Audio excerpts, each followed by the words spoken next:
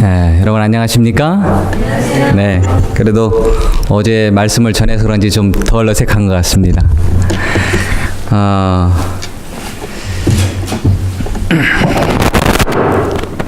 네, 어제 우리 박 장로님 댁에서 하룻밤을 또 신세를 지게 됐는데요. 또 차를 타면서 보니까 우리 집사님이 또 저희 학교 또 선배님이셨습니다. 그래서 또 저희 아버지와도 또 학교를 같이 다니셨던 그런 분이셔서 너무 반가웠고, 또 이렇게 여러 성도님들 뵙게 돼서 참 감사합니다. 제 소개를 잠깐 하는 게 좋을 것 같아서, 저는 이대 목사입니다. 저희 아버지가 충청 앞에 목회를 여러 해 하셨어요. 조남은 안자, 영자, 택자 되시고, 제가 저도 같은 합회에서 또 목회하게 됐습니다. 한국에서 8년 목회했고 대만에서 6년 하고서 제가 미국에 오게 됐어요. 제가 신학과 졸업할 때 목회 나가는 길이 상당히 좁았습니다. 그래서 우리 학과장이셨던 목사님하고 상담을 하면서 저한테 이런 말씀을 하시더라고요. 뭔가 좀 외국어를 좀 하나를 좀 해보라고. 그때 저는 영어를 잘 못했어요. 지금도 못하지만은 영어는 못하고 뭐 일본어나 중국어를 해볼까 그런 생각이 늘 막연하게 있었습니다. 제 머릿속에는. 네, 그때 이제 중국어를 할 수 있는 기회가 생겼어요. 그래서 부가대지회에서 많은 신학생들을 중국에 파송해서 중국어를 배울 수 있는 기회를 주셨습니다. 그래서 제가 그때 2년 동안 공부를 했고, 그 다음에 한국에 돌아와서 목회를 하면서 이제 우리 권빈 목사의 아버지 권정행 목사님께서 국외 선교부장으로 계실 때 제가 대만에 선교사를 가게 됐습니다. 그것이 계기가 됐는지 저는 미국 땅을 밟으리라고는 저는 상상도 하지도 못했고 또 올 생각도 안 했어요. 왜냐하면 영어를 너무 못했어요. 너무 못해가지고 아예 포기를 하다시피 했습니다. 그리고 미국 사람 보면 지금도 좀 거부감이 있는데 그런데 희한한 생각이 들어서, 왜냐하면 이게 참 선교사를 갔다 왔던 것이 하나님께서 복을 주시는 모양이에요. 제가 대만에서 그 현지 분들하고 생활하면서 하나님께서 어떤 희한한 생각을 주시는데, 한번 영어를 한번 도전해봐라 하는 그런 음성이 들리는 것 같아요. 그래서 제가 몇 개월 만에 이렇게 결심을 하게 되고, 그래서 제가 이곳에 오게 된 것입니다. 하나님의 은혜로 또 이곳에 오게 됐습니다. 여러분의 각 처지가 어떤지 제가 잘 모르겠지만 하나님께서 지금까지 인도해 오신 그 하나님께서 앞으로도 여러분을 인도해 줄 줄 믿고 확신합니다. 오늘 말씀은 제가 누가복음에 있는 말씀을 좀 드리겠습니다. 총 본문의 말씀은 누가복음 7장 36절부터 50절에 있는 말씀입니다. 제가 다 읽진 않겠습니다. 오늘의 제 말씀의 제목은 예수님께로부터 용서받은 두 죄인의 모습이라는 제목입니다. 여러분 혹시 개인적으로 좀 공개적인 망신을 당한 적이 혹시 있으십니까? 아마 많지는 않아도 한두 번쯤은 계실 거예요. 그럴 때 여러분의 반응은 어떠셨습니까? 여러분에게 망신을 준 사람과 혹은 그 그룹에게 어떤 복수의 칼을 갈게 되나요? 아마 그런 경우가 저도 보면 있어요. 마음에 꽁 한 게 있지 않습니까? 아니면 용서의 마음이 드셨습니까? 이러한 상황을 우리가 상당히 견디기가 어렵습니다. 오늘 본문의 말씀을 통하여 예수님은 어떻게 그 상황들을 견디셨는지 우리가 좀 살펴보도록 하겠습니다. 예수님께서 이 7장에 보면은 바리새인 시몬의 집에 초대를 받으셨습니다. 제가 어제도 말씀드렸지만은 중동에서는 사람들을 초대할 때는 대단한 환영을 한다 그랬어요. 예. 우리 한국 분들도 참 잘하십니다. 예. 어제 밤에 저는 참 잘 잤습니다. 아침도 참 제공을 잘 받았고 너무 감사드려요. 이런 어떤 통상적인 환영의 의례를 합니다. 그런데 이 바리새인 시몬이 엄청난 실수를 하게 돼요. 그건 아주 고의적인 실수였습니다. 그건 뭐냐면 통상적인 환영의 의례를 생략한 것입니다. 관습에 따르면 이 집주인 바리새인 시몬은 예수님의 얼굴에 화평과 평화를 기원하는 입맞춤을 해야 돼요. 네. 입맞춤을 생략을 했습니다. 또 당시에는 이 식탁에 이렇게 여러분 그 레오나르도 다빈치의 최후의 만찬이라는 그림을 아십니까? 그건 가짜, 그건 잘못된 그림이에요. 예수님 당시에는 그냥 이렇게 둥그렇게 이렇게 둘러 앉아 있습니다. 우리 한국 사람들처럼 이렇게 앉아서 이렇게 기대서. 여러분 말씀 많이 들으셨죠? 그런데 식탁에 앉으면서 그 기대면서 먼저 하는 게 뭐냐면 손을 씻어야 되고 발을 씻어야 돼요. 네. 그 당시에는 비누가 없었기 때문에 올리브유로 씻었다고 그래요. 그런데 이 앤드루스 스터디 바이블에는 접대를 보여주는 통상적인 세 가지가 있다고 그랬습니다. 처음에는 물이요, 물, 워터. 물을 제공하지 않았어요. 그 다음에는 키스를 하지 않았다고 그랬고 오일을 제공하지 않았어요. 이 세 가지는 뭐냐면 손님을 초대할 때 가장 기본적으로 시작하는 것입니다. 그러니까 지금 누구를 무시한 거예요? 시몬은 예수님을 무시한 겁니다. 완전히 무시한 겁니다. 손을 씻지 않고 밥 좀 먹으면 안 됩니까? 여러분 우리 한국 뭐 손 안 씻고도 돼요, 그죠? 뭐 밥 먹을 수 있습니다. 그러나 이 당시의 바벨로니아 탈무드의 기록을 보면 더러운 사람이 성전 예배에 적합하지 않듯이 더러운 손은 식전 기도에 적합하지 않다라는 글을 남겼습니다. 다시 말하면 밥을 먹기 전에 손을 씻지 않으면 이거는 이상한 거예요. 잘못된 것입니다.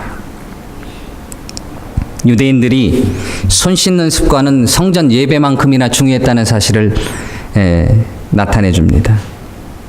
그렇지만 예수님은 늘 언제나 속을 겉보다 더 깨끗하게 여긴다고 하셨어요. 그럼에도 불구하고 손을 씻고 밥을 먹는 것은 그 당시에 굉장히 중요한 일이었습니다. 거기에는 예수님뿐만 아니라 많은 사람들이 함께 있었기 때문에 예수님은 공개적으로 어떤 공격을 당한 거나 마찬가지예요. 무례함을 경험한 것이나 마찬가지입니다. 제가 예수님의 입장이라면 아마 얼굴이 붉어지고 빨리 그 자리를 뜨고 싶은 마음뿐이었을 거예요. 그러나 본문 36절에 보면은 예수님께서는 그 바리새인의 집에 들어가 앉으셨다 그랬어요. 너가 정말 나에게 이러한 무례를 해도 초대했으니 내가 앉겠다 이런 말씀입니다.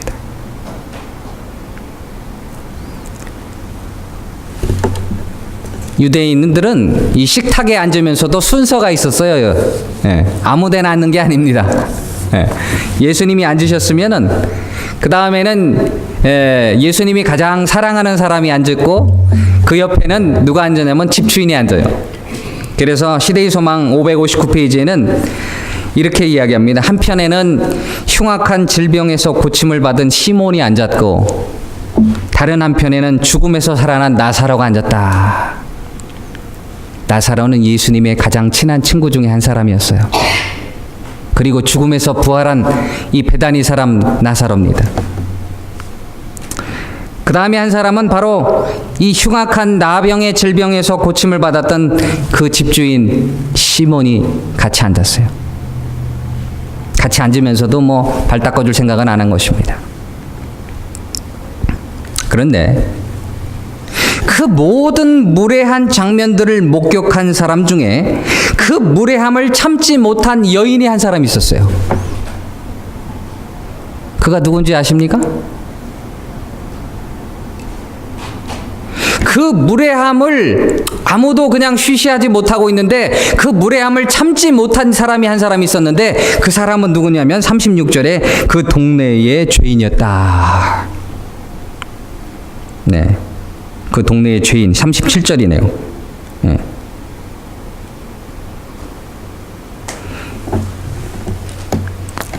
예수님이 지금 십자가에 돌아가실 시간이 엿새밖에 남지 않았습니다. 네, 시대의 소망은 그렇게 이야기해요. 이곳 베다니에 들리셨을 때에 예루살렘의 사내들이는 이미 예수님을 죽이기로 결정했습니다. 또 나사로도 죽이길 원했어요. 왜요? 나사로 왜 죽여야 됩니까?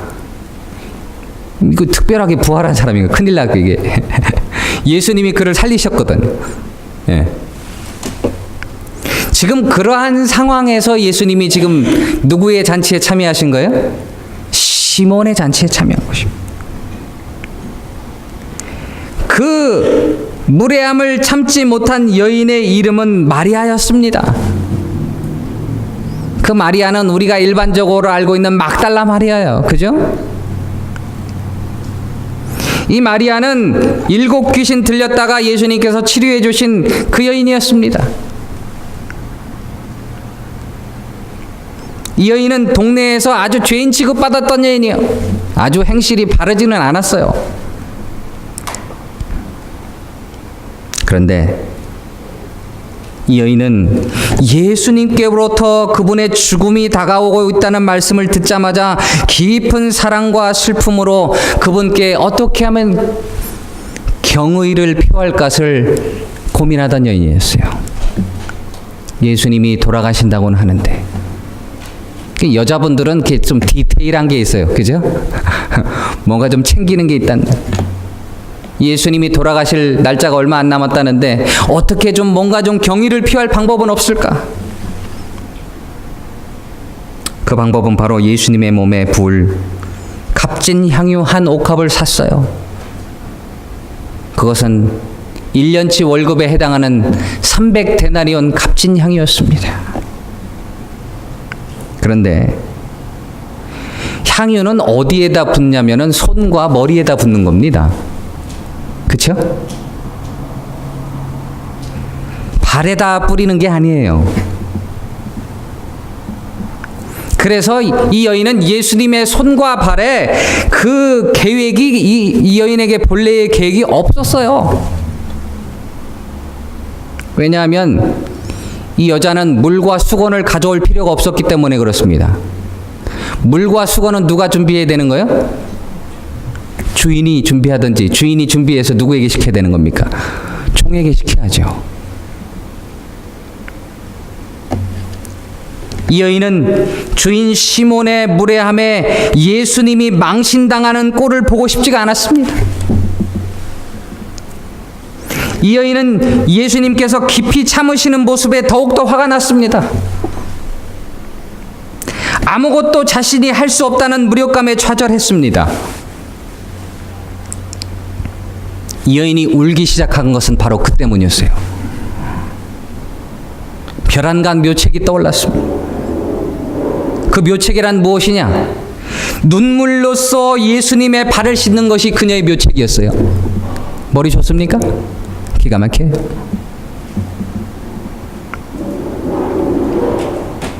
이 여인은 올리브유로 예수님의 발을 씻을 수도 있었지만 그녀는 향유를 부었습니다.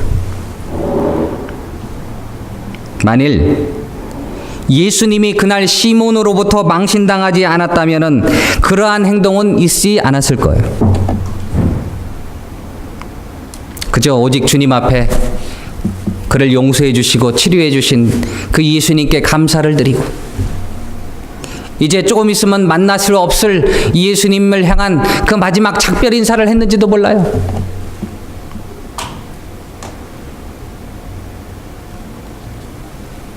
이 여인은 울기 시작했습니다. 여인은 고통스러웠습니다. 왜냐하면 자신이 보는 앞에서 하나님이 죄인에게 사랑을 베푸시는 메시지로 자신을 해방시킨 그 아름다운 분이 오히려 다른 사람들에게 망신을 당하고 있는 거예요.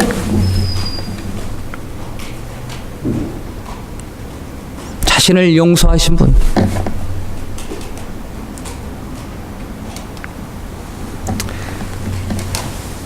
이 바리새인 시몬은 예수님께서 그의 나병을 고쳐주셨음에도 불구하고 예수님을 메시아로 인정하지 않았습니다. 39절과 40절에 뭐라고 얘기했냐면 선지자이거나 혹은 선생님이라 그랬어요. 예수님이 혹시 그냥 예전에 그냥 선지자이거나 혹은 랍비일 정도다 이렇게 생각했어요. 결코 그리스도로 인정하지 않았습니다. 이와는 반대로 이 마리아는 예수님이 곧 십자가에 달리실 그리스도로 바라본 거예요. 왜냐하면 그의 오라비를 죽음에서 나흘이나 썩어 있던 이 죽음에서 지금 생명이 끊어지고 썩어가던 그 오라비를 살리신 그 예수님.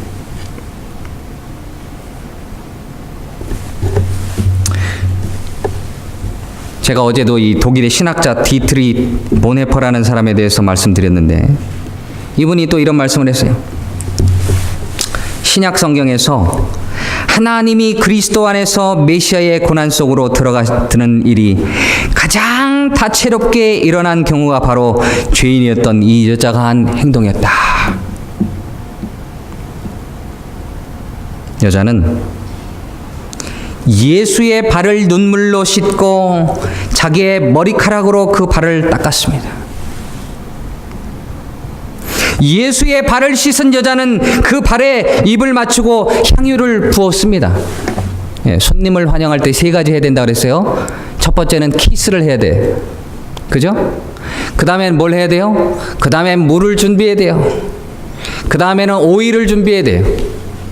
근데 그걸 다 누가 준비했냐면 이 여인이 준비한 거예요. 이 여인의 이 극적인 행위를 통해서 공개적으로 거부당하고 망신당한 예수의 고통 속으로 이 여인이 들어간 거예요. 참 너무나 멋진 장면입니다. 너무나 놀라운 장면입니다. 시몬의 계획은 완전히 틀어졌어요. 시몬이 망신을 준 예수님은 그리스도로서의 최고의 환영과 특별한 대접을 받게 된 것입니다.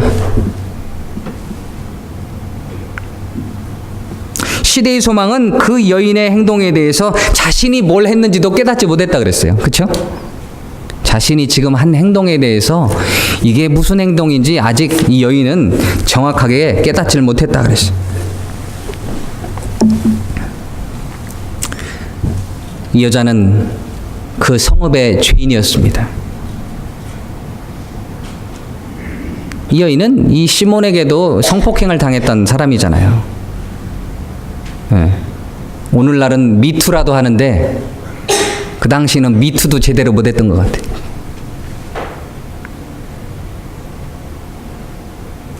오늘 본문은 2 종류의 죄인을 대비시키고 있습니다.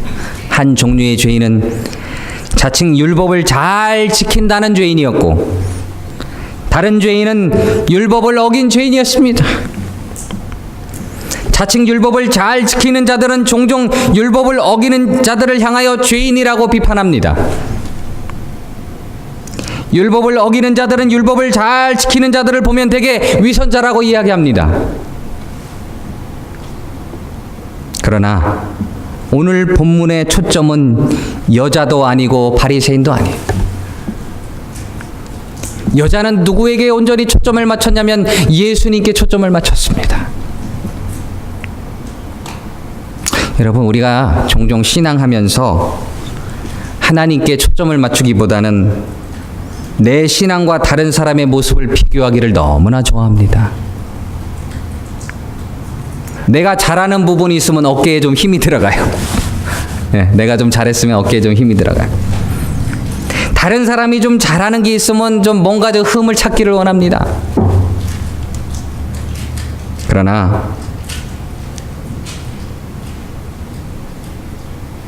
중요한 예수님은 어디에도 없어요. 예. 예수님이 예배의 중심이 되어야 되고 예수님이 우리의 삶의 중심이 되어야 되는데 예수님은 온데간데 없는 것입니다. 우리의 포커스는 나도 아니고 남도 아니고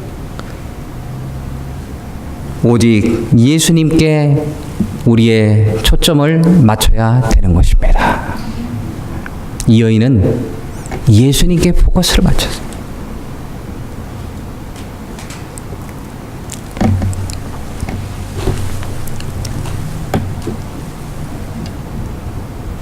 예수가 이 여인의 행동을 용납하심을 본 시몬은 자기 생각이 옳았다고 생각했을 거예요. 무슨 생각이 옳았습니까? 아, 이 예수는 메시아는 아니었구나라는 생각을 한 것입니다. 왜? 이 여인이 지금 이상한 행동을 하고 있어요. 충격적인 행동을 하고 있습니다. 여러분, 이 여인을 통해서 오늘 충격적인 행동이 무엇인지 혹시 찾아보실 수 있으세요? 이 여인이 지금 한 행동 중에 충격적인 사건이 있어요. 무슨 사건인지 혹시 찾아보실 수 있어요? 우리 여자분들이 더 잘할 것 같아요. 무슨 행동을 했습니까? 혹시 기억나시는 게? 발에 입 맞춘 거? 또? 예? 무슨 충격적인 일이 있었을까요? 여기서 이 본문에서 우리는 잘 몰라요. 제가 말씀을 드리겠습니다. 당시의 중동 사람들은 무슨 일이 충격적인 일인지 다 알았어요. 그러니까 우리가 여러분 성경을 읽을 때는 어떻게 읽어야 됩니까? 레오나르도 다빈치는 성경을 알았지만은 당시의 문화를 몰랐어요. 예. 여러분, 어린 소년 다윗이 약한 사람입니까? 우리는 다윗을 이야기할 때 어린 소년 다윗이라고들 그래. 아니요. 다윗은 용사였어요. 뛰어난 사람이었어요. 힘이 장사였어요. 그렇죠?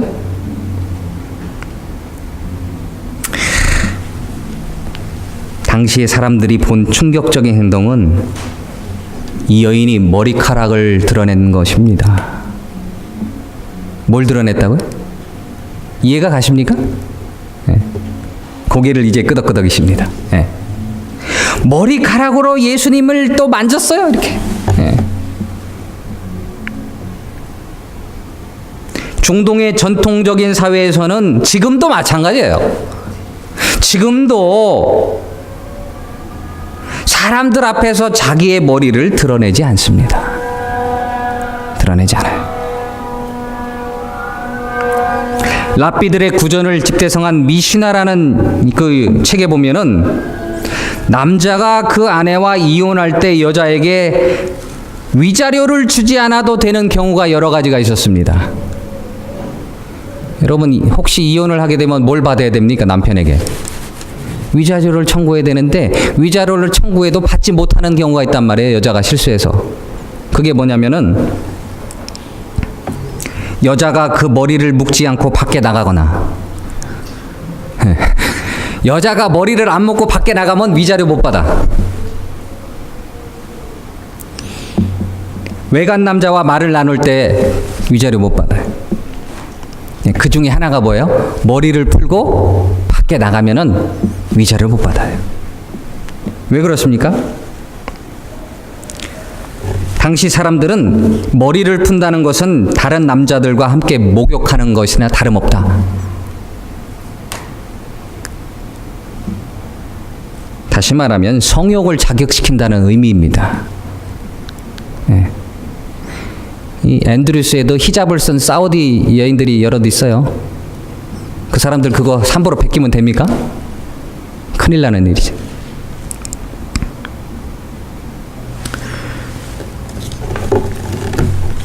중동 사회에서는 신부가 첫날 밤에 그의 머리를 풀어서 남편이 처음으로 그의 머리를 보게 한다 합니다. 그렇다면 예수님께서는 당시에 그 여인의 행동을 어떻게 받아들이셨어요? 그때의 많은 사람들이 예수의 행동을 주목하게 된 것입니다. 또 의아하게 생각한 것입니다. 왜요? 그러한 일이 일어나도록 그냥 놔뒀어요. 요즘 같으면 어떻게 했습니까? 저 같으면 아이고 빨리 그거 뒤집었어.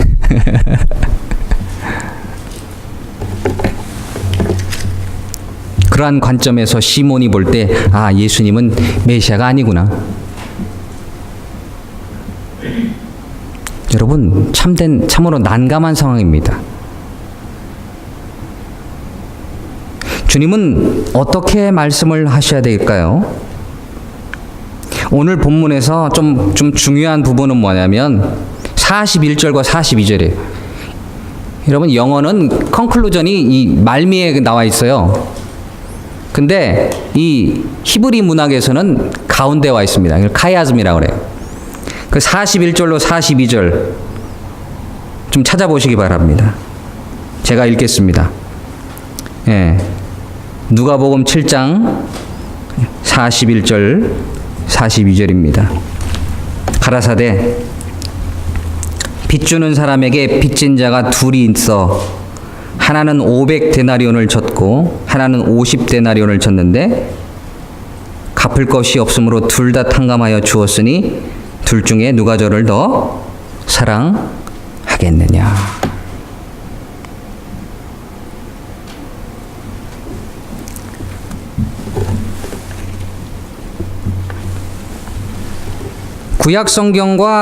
구약성경에서 빚을 탕감해 주다라는 말은 죄를 용서해 주다라는 말하고 이퀄입니다. 같은 말이에요. 그렇죠? 다시 말하면 예수님이 이렇게 말씀하신 거예요. 시몬아, 죄를 빚진 자 500데나리온만큼의 죄를 용서해 준 사람하고 요만큼 작은 거 죄를 용서해 준 사람하고 누가 나를 더 사랑하겠느냐? 여러분 누가 더 사랑합니까? 죄 많은 사람이 더 사랑해요? 아니면 죄 조금밖에 없는 사람이 더 사랑합니까? 죄 많이 졌던 사람이 더 사랑하는 겁니다.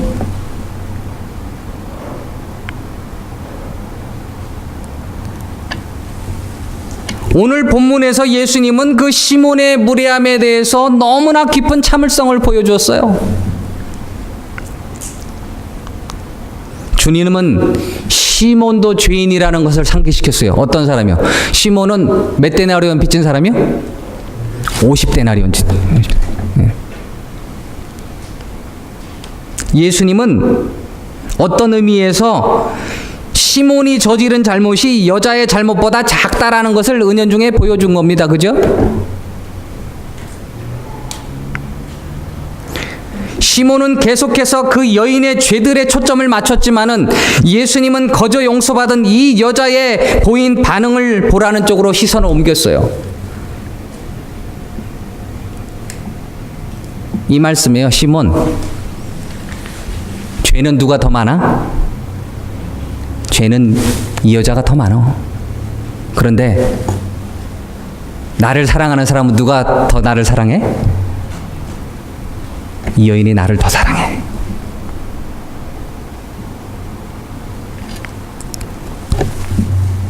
여러분, 우리는 어떤 신앙인이 되어야 됩니까? 우리는 이 제7일 안식일 예수 재림교회의 귀한 진리의 기별을 받아들였기 때문에 우리 예수 그리스도의 이 구원하심이 나를 정말 놀랍게 했는데 나 저 사람들보다 나 저 교회에 있는 사람보다 나 이런 데 초점을 맞추십니까? 아니면 예수님을 더 사랑하는 사람들로 초점을 맞추십니까? 왜 2단 3단 소리 들어요 우리가? 우리는 예수님을 더 사랑하는 사람들이 되어야 됩니다. 맞습니까? 제7일 안식일 예수 재림교인이라 하면은 예수님을 더 사랑하는 사람들로 여겨야 합니다. 그게 진리교회예요. 말로만 진리가 아니에요. 우리의 마음속에 다른 사람을 더 정죄하고 있다면 우리는 누구와 똑같은 사람이냐면 시몬하고 똑같은 사람이에요. 오늘 본문은 예수님의 초점이 우리의 초점이 되어야 함을 보여주고 있는 것입니다. 주님께서 두 번째 대화에 주목하기를 바라고 계시죠. 둘 중에 누가 저를 더 사랑하겠느냐? 시몬은 대답했습니다.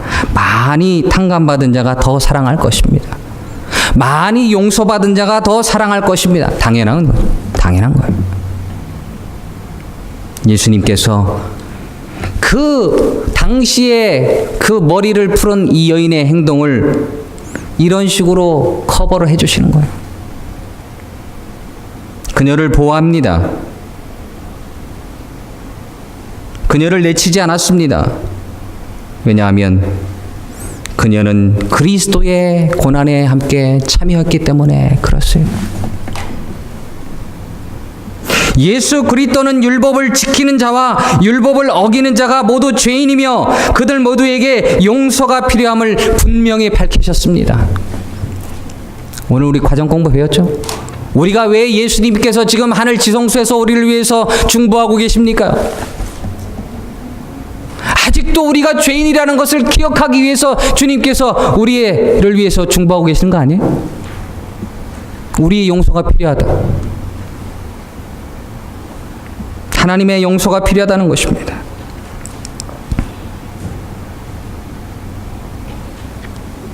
바리새인들은 죄인을 피하는 사람이 참 예언자라고 생각했어요. 예언자는 누구를 피한다? 죄인을 피해. 여러분, 유대인들은요, 제가 어제도 말씀드렸지만 이 더러운 것을 피하는 것이 이게 그 사람들의 삶이에요. 그래서 손 씻는 것입니다. 그러니까 죄인을 일부러 피해야 돼요. 선한 사마리아인이 그 이야기를 왜 다 피합니까? 불결하고 뭐하기 때문에 피하는 거예요. 그런데 예수님은 참된 그리스도인이란, 참된 하나님의 사랑이라는 것은 절대 피하지 않는다. 그 고난에 함께 참여하는 것입니다. 용서가 필요한 것입니다. 그분은 죄인 때문에 공개정식인 망신을 당하고 죄인 때문에 곤경에 처한다 할지라도 죄인을 공격하는 자들에 맞서는 것이 아니라 구원자이심을 보여주는 거예요. 누구를 통해서? 그 여인을 통해서.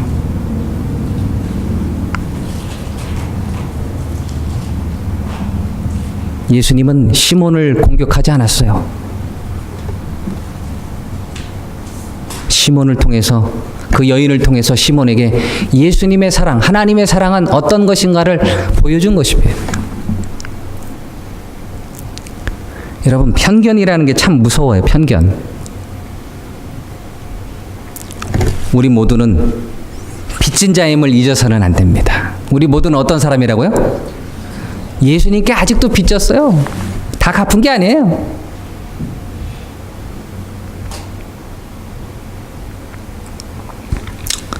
우리는 우리의 죄를 여전히 다 갚을 수 없기 때문에 주님이 갚아주시는 것을 기억해야 됩니다. 그러므로 다른 사람을 죄인으로 낙인 찍거나 정죄하는 일은 우리가 결코 할 수 없다는 것을 보여주고 있습니다. 주님은 마리아의 그 위험한 행동도 피하지 않았습니다. 왜냐하면 우리 주님은 죄인인 우리 때문에 상처를 받는 한이 있어도 우리에게 필요한 용서를 주시는 분이기 때문에 그렇습니다. 근데 제가 한 가지 궁금한 게 있었어요. 이 말씀을 준비하면서. 그렇다면 이 바리새인 시몬은 이 지금 우리 성경에 보면은 바리새인이 어떤 사람이었다는 거, 이 이야기가 끝난 다음에 바리새인은 어떤 선택을 했다는 것이 나와 있질 않아요. 둘 중에 하나입니다. 하나는 뭐예요? 하나는 예수님을 완전히 떠난 사람이 될 것이고, 하나는 예수님의 이 이야기에 대해서 그가 회개했다라는 것을 두 가지를 생각해 볼 수 있지 않아요? 그죠? 성경 어디에도 그런 말씀이 없습니다. 참 제가 감동적인 것은 바리새인의 이 이야기를 시대의 소망에 이야기하고 있어요. 잘 들어보시기 바랍니다. 이제 시몬은 새로운 빛 가운데서 자신을 바라보기 시작했다. 그 새로운 빛이란 게 뭐예요? 예수 그리스도예요.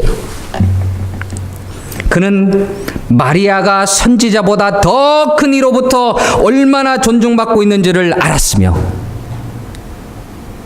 그가 선지자일까 선생일까 봤는데 이 여인의 모습을 통해서 예수님을 바라보는 그 모습을 바라볼 때에 선지자보다 더 크다라는 것을 그때 깨달았다는 거예요. 그리스도께서 예리한 예언자의 안목으로 그 여자의 사랑과 헌신적인 마음을 환히 들여다보시는 것을 알았다. 그는 수치심에 사로잡혔으며 자기보다 훨씬 높은 분 앞에 있다는 사실을 깨닫게 되었다. 시대의 소망 567페이지. 이건 기억하셔도 좋아요. 시대의 소망 567페이지. 여러분, 유대인들이 가장 창피한 것은 뭔지 아십니까? 수치심이에요. 십자가 형틀이 왜 그런 줄 아십니까? 왜 무서운 줄 아세요? 그건 무서운 것보다도 그거는 수치심이에요. 예수님께서 그래서 가장 처절한 방법으로 돌아가신 게 십자가 형틀입니다. 시몬이 드디어 자신의 진면목을 바라본 것입니다. 여러분, 우리가 시몬처럼 우리의 진면목을 바라보게 되면 이렇게 된다는 거예요. 우리의 죄의 모습이 너무나 드러나는 것입니다. 이제 말씀을 줄여가면서요. 구주께 대한 시몬의 냉정함과 그의 태만은 그가 받은 자비를 얼마나 가볍게 평가했는지를 보여주었다. 여러분, 예수 그리스도의 십자가의 사랑을 과소평가하면 이렇게 됩니다. 그렇다면 제7일 안식일 예수 재림 성경들은 뭘 높여야 됩니까? 안식일을 더 높여야 돼요? 예수 그리스도의 십자가를 더 높이게 되시기를 간절히 바랍니다. 그럴 때 예수님을 진면목을 알아보는 거예요. 용서받은 죄인은 구주께 받은 은혜의 값을 과소평가하지 않습니다. 절대 과소평가하지 않습니다. 그러한 시몬은 죽게 진 큰 빚의 크기를 보았다. 드디어 본 것입니다. 회개함으로 그의 교만은 겸손하게 되었다. 그래서 그 거만한 바리새인은 겸손하고 자아를 희생하는 제자가 되었다 그랬어요. 여러분, 그리스도의 제자가 되기를 간절히 원하십니까? 시몬이 깨달은 걸 깨닫게 되시길 바랍니다. 그러면 우린 자동적으로 예수님의 제자가 되는 거예요. 참 감사한 것은 이 삐딱한 시몬을 날카롭게 비난하지 않으시고 비유로서 그를 겸손하고 희생하는 제자를 만드신 놀라운 하나님의 그 능력에 영광을 돌리게 됩니다. 여러분, 교회 안에 보면 다양한 분들이 많이 계세요. 어떤 분들은 아주 순종을 잘 하시는 분들이 계시지만 어떤 분들은 조금 삐딱한 분들이 계십니다. 그럴 때 삐딱선이라 보지 마시고 아직 하나님의 사랑이 부족하다, 그걸 발견하시기 바랍니다. 마지막으로 인간의 안목으로 그 여자의 경우가 희망이 없는 것처럼 보일 때 그리스도께서는 마리아에게서 선의 가능성을 발견하셨다 그랬습니다. 여러분, 우리 주변에 혹시 그러한 분들이 계십니까? 혹시 여러분은 여러분 자신을 그렇게 희망이 없는 사람으로 바라보고 계시지는 않습니까? 여러분, 저도 목회를 하다 보면서도 마찬가지예요. 인간이에요, 연합. 내가 정말 가능성이 있는 사람인가? 인간들이 볼 때는 가능성이 없는 사람들처럼 보여요, 그 마리아가. 왜요? 그 여인은 동네에 소문난 죄인이었습니다. 그 소문난 죄인도 하나님께서 보실 때, 예수님께서 보실 때는 선의 가능성을 발견한다 이 말입니다. 그러므로 우리는 우리 자식들에게서 그들을 결코 포기할 수가 없지요. 그렇죠? 네. 어떤 사람도 우리는 포기해서는 안 됩니다. 왜? 누가 포기하지 않으시니까. 예수님이 포기하지 않으시니까. 예수님이 포기하지 않으시니까. 그러므로 우리 성도 여러분, 예수께로부터 용서받은 이 두 죄인의 모습을 보면서 우리의 신앙이 어떻게 되는지를 오늘 배웠습니다. 우리 모두가 정말 예수님의 그 인내하시고 그 삐딱선인 이 무례한 이 시몬을 다루시는 그 예수님의 모습을 보면서 우리가 어떤 사람이 되어야 되는지를 오늘 발견했습니다. 우리의 죄를 용서해 주시는 예수님, 우리의 죄를 더 크게 보시고 예수님의 제자로서 주님 오시는 그날까지 열심으로 살아가시는 저와 여러분 되시길 바라면서 오늘 말씀을 드리도록 하겠습니다.